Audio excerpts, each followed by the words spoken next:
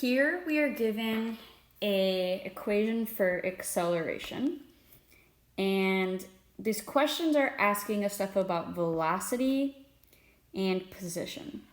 So we need to get some sort of running relationship between all of these. So when we were in our derivative era, we had position, velocity, and acceleration were all related by a derivative. If I had position and I wanted velocity, I take a derivative. If I want acceleration and I have velocity, take a derivative. So what if I only have acceleration, but I want to go backwards? Well, we're going to do the antiderivative, aka an integral. So part A is asking us, the whole thing is asking us to find v of t. So we want v of t is equal to some equation. And we have to work with what we're given. We know that acceleration is equal to 1. And we're told in part A that the initial velocity of the particle was 3 meters per second. So initial means time 0. So we know that v of 0 is equal to 3.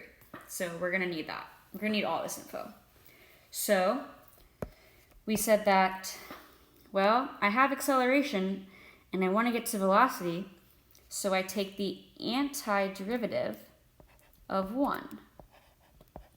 Well, the antiderivative of 1 is equal to t, but because this is a indefinite integral, there's no a and b here, we have to add this constant of integration.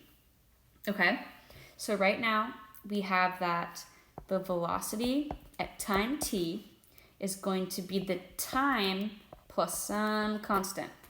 All right, well, I need this to be, I can't have c in my answer. I want to solve for c because I have the information to solve for it with this guy right here. So what we're going to do is we're going to plug 0 in for t, so 0 plus c, we know it's equal to 3. Okay? So what's c? Well, c is 3. So we get that the velocity at time t is equal to the time plus 3. All right, now B is asking us something about distance, s of t. And we also have some initial conditions. Well, we're going to do the same thing we did in part A, but now we're going to do it to velocity. Okay? So part B, s of t is going to equal something. And what we have to work with is velocity and some initial condition.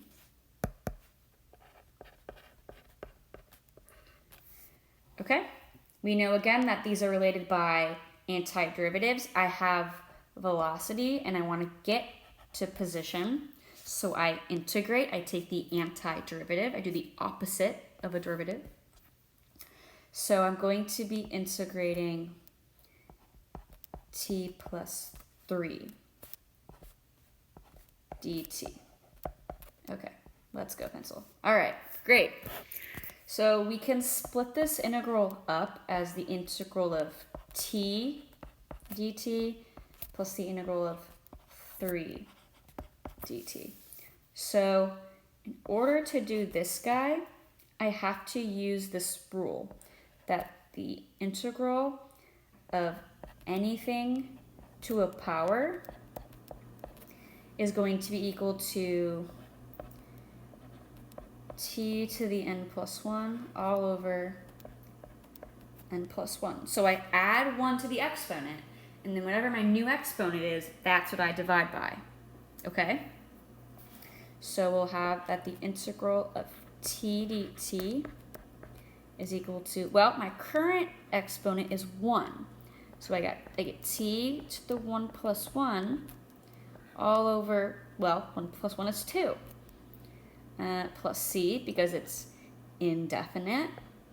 So I get t squared over 2. And then the integral of 3 dt.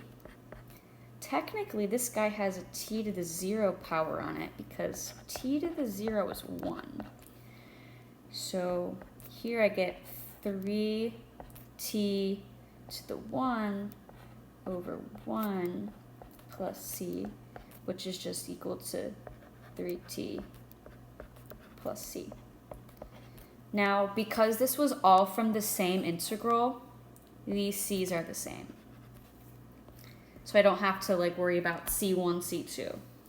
So that means my position function is equal to t squared over 2 plus 3t plus c.